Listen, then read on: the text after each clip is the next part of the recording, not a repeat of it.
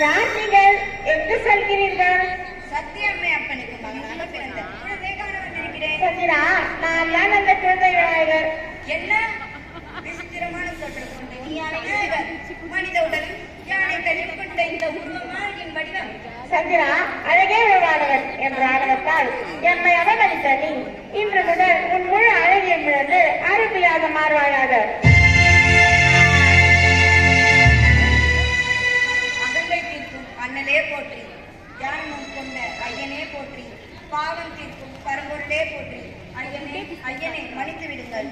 சந்திரா, உண்மையான அழகு எது என்பதை நீ உணரும் காலம் வரை இப்படியே இருப்பாய். விநாயகா, என்னை மன்னித்து அருள் செய். நான் செய்த தவறுக்காக நீ அளித்த என்னை ஏற்றுக்கொள்கிறேன்.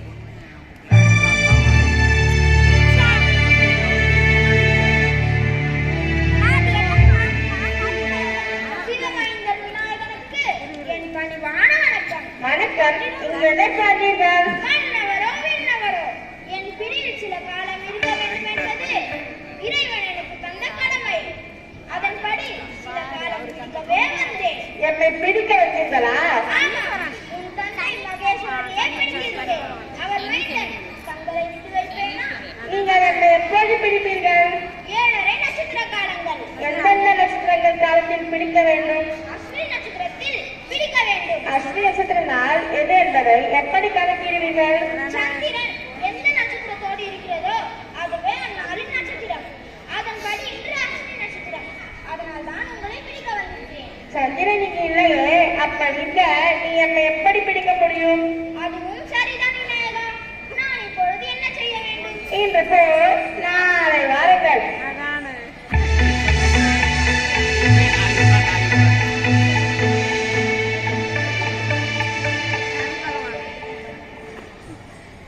விநாயக பெருமானே, நேற்று இன்று போய் நாளை வா என்று சொன்னீர்கள்.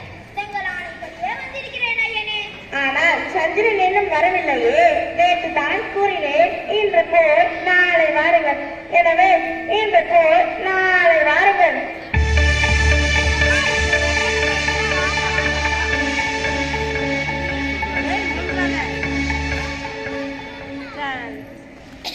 விநாயக பெருமானே, நேற்று தான் கூறினேன் இன்று போல் நாளை வாருங்கள். புரிகிறது புரிகிறது. இன்று போய் நாளை வருகிறேன்.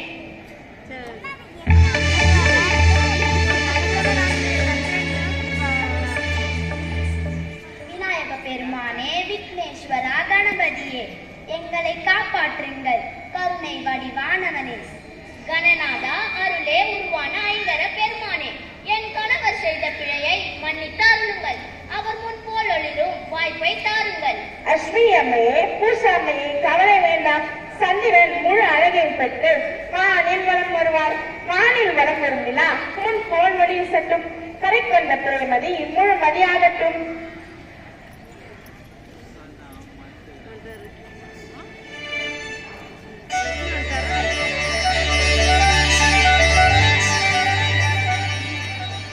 விக்னேஸ்வரா, உன் பாதங்கள் உன் சரணங்கள். உங்களின் திவ்ய திருமேனியில் 2 செவிகள், 2 கண்கள், 4 புஜங்கள், 5 கரங்கள் கொண்டு அழகின் ஓவியமாய் திகழும் யானின் கணபதியே, அருள் புரியுங்கள். சந்திரா, நீ எம்மை பரிகாசம் செய்து சாபம் பெற்ற நாள் 4ஆம் பிறையானது சதுர்த்தினால். அந்நாளில் உன்னை பார்த்தவர்கள் நீ பெற்ற சாபத்தின் பயனை தானும் அடைவார்கள். ஆனால் எனக்கு விருப்பமான ஆவணி மாத கிருஷ்ணபட்ச சதுர்த்தி நாளில் எம்மை வணங்கினால் அன்று வரை அவர்கள் செய்த பாவங்கள் நீங்கி உன்னத வாழ்வை பெற்று மேலோங்கி வாழ்வார்கள். பக்தர்கள் சங்கடங்களை தீர்க்கும் சதுர்த்தி என்பதால் சங்கடஹர சதுர்த்தி என்று அழைக்கப்படும். ஆஹா, எனது ஆணவத்தை நீக்கியதற்கு அடையாளமாக விநாயகர் சதுர்த்தி விரதம் விழாவை எனக்கு தந்து விட்டீர்கள். இது நான் பெற்ற பெருமையாகும்.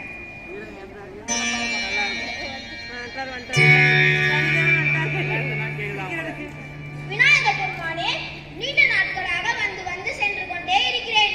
இன்றாவது உங்களை பிடிக்க அனுமதி தாருங்களேன். சனீஸ்வரா, ஒருவரை பிடிப்பதிலும் சரி ஒருவரை விடுவதிலும் சரி காலக்கணக்கு மாறாதவன் நீ அல்லவா? அதில் என்ன சந்தேகம்? நீ எம்மை எப்போது பிடிக்க வேண்டும்? அஸ்வினி நட்சத்திரத்தில் பிடிக்க வேண்டும். எப்போது விட வேண்டும்? சந்திரன் பூச நட்சத்திரத்தில் வரும்பொழுது விட வேண்டும். சந்திரா, நீ இன்று எந்த நட்சத்திரத்தில் இருக்க வேண்டும்? இதோ இந்த பூஷ நட்சத்திரத்தில் இருக்க வேண்டும். பிறகு என்ன? அவ்வளவுதான். அப்படி என்றால் அப்படி என்றால் அஸ்வினி நட்சத்திர நாளில் பிடித்து பூச நட்சத்திர நாளில் விட்டு விட்டாய். நீ என்னை பிடிக்கும் காலத்தோடு முடிந்து விட்டது. உண்மைதான் பிரபு. தங்கள் ஞானத்தால் எம்மை வென்று விட்டீர்கள். என் பிரபு ஞான விநாயகன் என்பதை நிரூபித்து விட்டீர்கள். தங்கள் என்னை வென்றதுக்கு அடையாளமாக நான் என்ன செய்ய வேண்டும் இறைவா? எமது பக்தர்கள் எமது பெயரை மறுமுறை கூறினாலும் நீ பிடிக்க வேண்டிய காலம் வந்தால் நீங்கள் அவர்களுடன் கடுமையாக நடந்து கொள்ளக்கூடாது. இதமாக இருந்து அமைதியாக வாழ வழி செய்யுங்கள். தங்கள் உத்தரவு பிரபு. விநாயக பெருமானே, உங்கள் கருணையே கருணை. பக்தர்களை சனீஸ்வரன் நிம்மதியை காக்கவே நீங்கள் என்னை கண்டித்தது என்பதை நான் புரிந்து கொண்டேன். உங்கள் அருள் வாழ்க.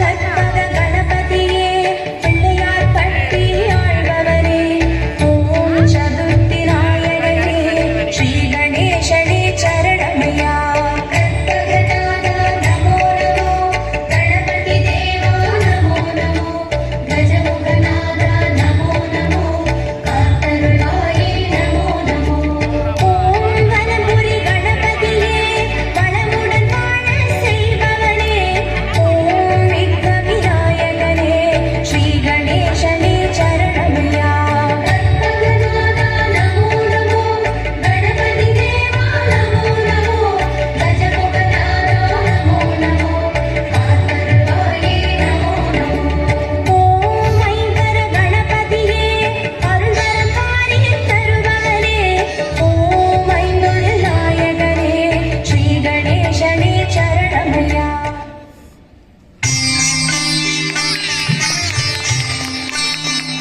முனிவர் தியானத்தில் ஆழ்ந்திருப்பார். தியானம் கலந்து விடக்கூடாது.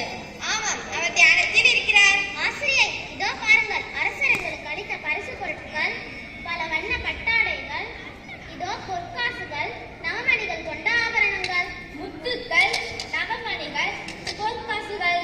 நல்லது. ஆசிரியை, நீ வேண்டுமென்றால் சில பொருட்களை எடுத்துக் கொள்ளுங்கள். வேண்டாம் வேண்டாம், நான் இதை பெற்றுக்கொண்டேன் என்று அறிந்தால் அவர் என்னை மன்னிக்க மாட்டார். சுவாமி அழைக்கிறார், நான் சென்று வருகிறேன். அவன் கொடுத்தது அவ்வளவுதான். வா செல்லலாம்.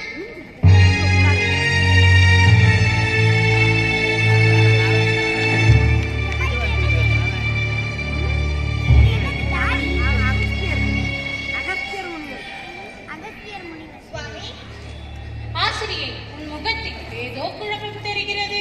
ஒன்றுமில்லை சுவாமி. ஆஹாஹாஹா. பெண்களில் ஒன்றுமில்லை என்று தொடங்கினாலே ஏதோ விவகாரம் தொடங்கிவிட்டது என்று தானே பொருள். அது என்னவென்று நான் அறியலாமா? சுவாமி, அது என்னிடம் சொல்வதற்கு என்ன தயக்கம்? பரவாயில்லை, சொல். கோபப்படக்கூடாது சுவாமி. விரும்பியதை சொல், தைரியமாக சொல். சுவாமி, மன்னர்களை நாடி செல்லும் முனிவர்கள் எல்லாம் பொன்னும் பொருளும் பெற்று செல்வ செழிப்புடன் வாழ்கிறார்கள். அதனால் நாமும் மன்னர்களிடம் சென்று ஆசிரியை, மண்ணுலகில் வாழும் இந்த மன்னர்களிடமா? அதைவிட விண்ணுலக வேந்தர் 33 கோடி தேவர்களின் தலைவன் தேவேந்திரனிடம் சென்று கேட்கலாமே. ஆஹா, கற்பக விருஷம் காமதேனு கேட்பதையெல்லாம் அள்ளி கொடுக்குமே. இந்திரன் கண்ணத்திட்டால் செல்வத்தின் அதிபதி குபேரன் ஓடி வந்து சங்க நிதியும் பத்ம நிதியும் தந்து அனைவரும் நம்மை கண்டு வியக்கும் வண்ணம் செய்து விடுவாரே. ஆனால் என்ன ஆனால்? இது சாத்தியமாகுமா சுவாமி? ஏனாகாது. என் யோக சக்தியால் உன்னை இந்திரலோகத்துக்கு அனுப்புகிறேன் ஆசிரியை. மகிழ்ச்சி சுவாமி.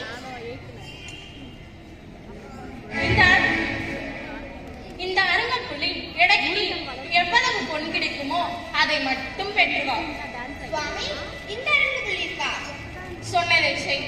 ஓ கணபதியே நமக.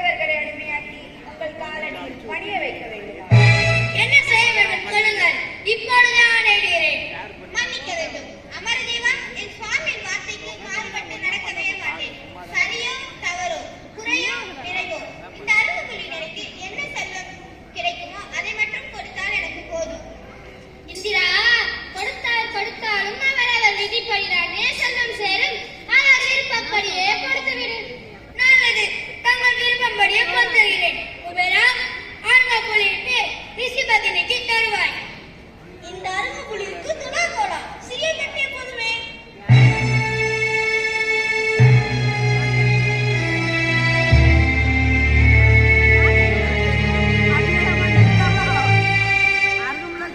என்ன இது? அருகம்புல்லை வைத்தவுடன் தராசு தட்டு கீழே போய்விட்டது. என்ன இது? பொற்காசுகள் வைத்து கூட தராசு எடை ஏறவில்லையே. பெரிய தட்டில் வைத்து பார்ப்போம்.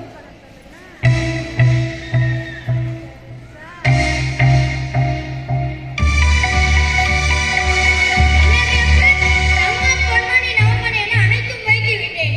அருகக்கூடிய அடிக்க நிகர் ஆகவில்லை. விநாயகா, என்ன இது சோதனை?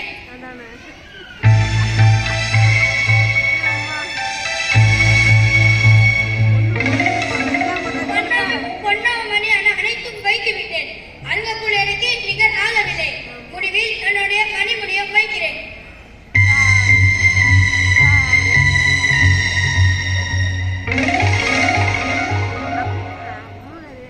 இப்பொழுது எடை சமமாகுமா? விநாயகா, என்னை ஏன் சோதித்து பார்க்கிறாய்? என்ன விதை நானுகிறே? நாங்கள் என்ன செய்ய வேண்டும்? அற்ப அர்த்தப்புல் தானே என்று ஆணவமாக பேசுகிறேன். என் ஆணவத்தை கவுனில முன்வர் அடித்து விட்டார். அற்பாடுகம்புல் என்றுதானே நினைத்தாய் அமரதேவா? இனி நாங்கள் என்ன செய்வது நாரதரே? இந்திரா, இனி உன் கஷ்டத்திற்கு பாழர்கள் அனைவரும் இந்த அருகம்புலிற்கு அடிமை. இனி நீயும் இந்த தேவலோகமே அடிமையாகிவிட்டது. என்ன நாரதரே? அதாவது இந்திரா, இந்த அருகம்புல்லை கொடுத்து அனுப்பிய கவுனிய முனிவருக்கு நீங்கள் எல்லோருமே அடிமை. சற்று அவரிடமே முறையிடுங்கள்.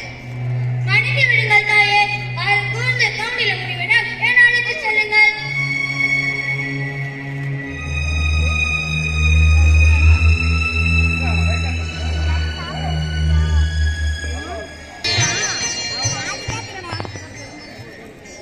சுவாமி, என்னை மன்னித்து விடுங்கள்.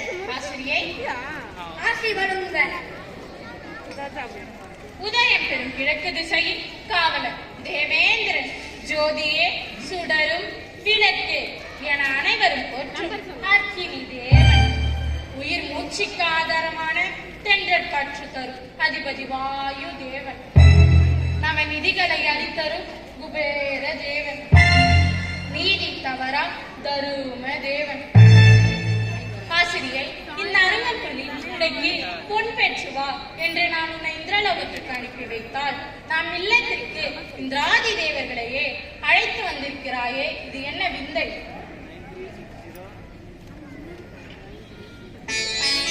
நாராயணா, முனிவரே, நீங்கள் கொடுத்தனுப்பிய அருகம்புலிற்கு அடிமையாகி அவர்கள் அனைவரும் இங்கு வந்திருக்கிறார்கள். உங்கள் அருகம்புலின் மகிமை தெரியாமல் ஆழமாக பேசி அடிமையாகி விட்டார்கள்.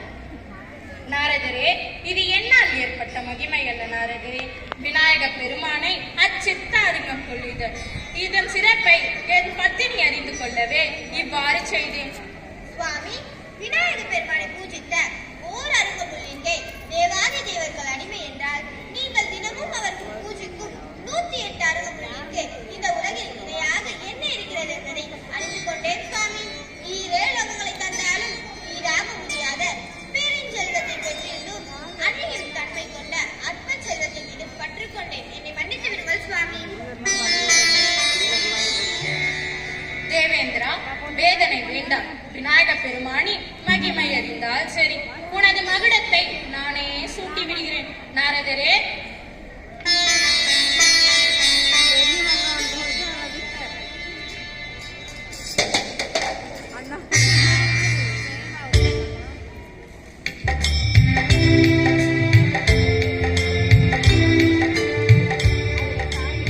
யாரும் யாருக்கும் அடிமை கிடையாது. விநாயகரை பூஜித்தவர்களுக்கு நல்ல உள்ளம்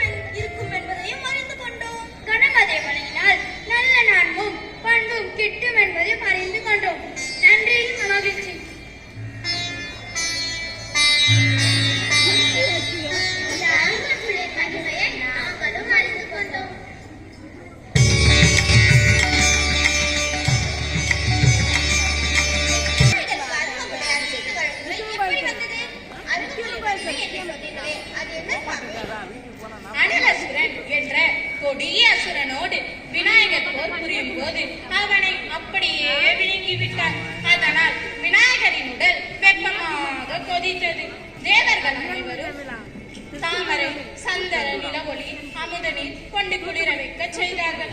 ஆயினும் விநாயகரின் வெப்பம் தனியவில்லை. சுவாமி, பிறகு எப்படி வெப்பம் தணித்தது?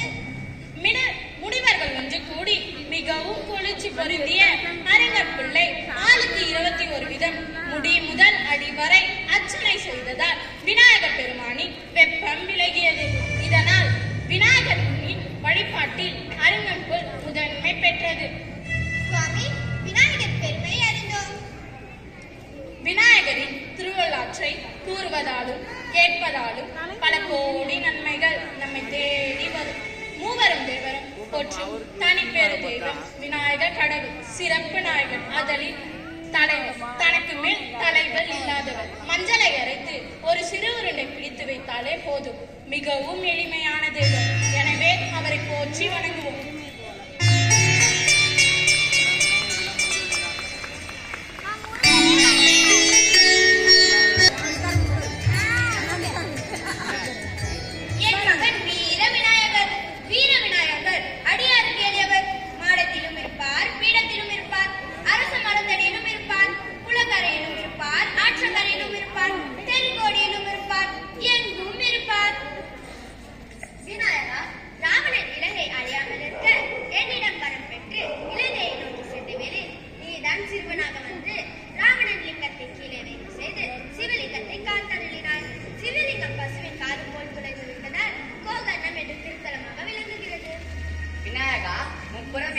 முதல்வன் அல்லவாணி.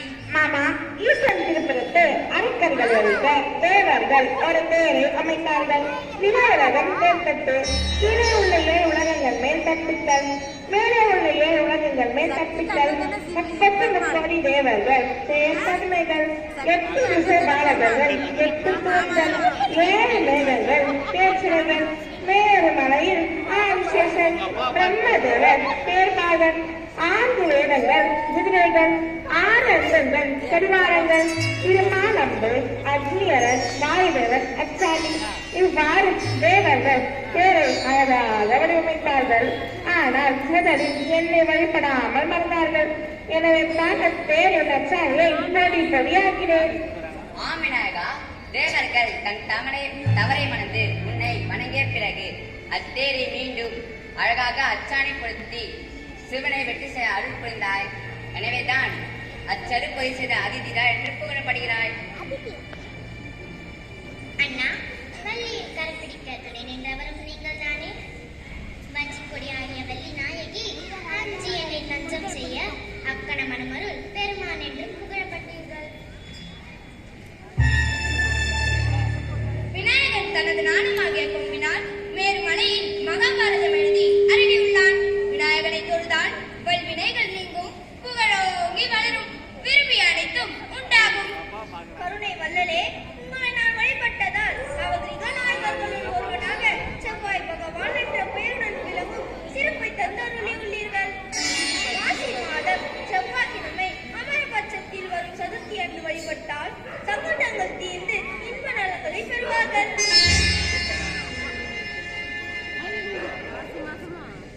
எல்லா காரியங்களும் இடர் நீங்கி காரியம் முடிய புத்தி வேண்டும். புத்தி இருந்தால் காரியம் சித்தியாகும். அதாவது காரியம் வெற்றியாக முடியும். இந்த சக்திகளும் சித்தி புத்தி. பிரம்மாவிடம் தோன்றிய 2 பெண் குழந்தைகள் சித்தி புத்தி என 2 பெண்களை விநாயகர் மணந்து சித்தி புத்தி விநாயகராக அருள் தர வேண்டும். என் மகள்களான சித்தி புத்தியை விநாயகருக்கு மணமுடிப்பது எனது பாக்கியம். சித்தி புத்தியை மணந்து பக்தர்களுக்கு நல்ல புத்தியும் காரிய சித்தியையும் தந்தர வேண்டும். தங்கள் சித்தம் என் பாக்கியம் தன்னையே தாயே நல்லாசி தாருங்கள். சித்தி புத்தி விநாயகா, பக்தர்களுக்கு அருள்மழை பொழிவாய். என்னை உள்ளன்புடன் வழிபடுவோர் நீண்ட ஆயுள், நிறைந்த செல்வம், மக்கட்பெரு, நோயற்ற வாழ்வு, நவநிதிகள், மன அமைதி முதலிய எல்லா நன்மைகளையும் பெறுவார்கள். அடியார்கள் வள்ளி இலையாலும் மந்தார மலராலும் என்னை வழிபட்டால் இகம்பர சித்திகளை பெறுவார்கள்.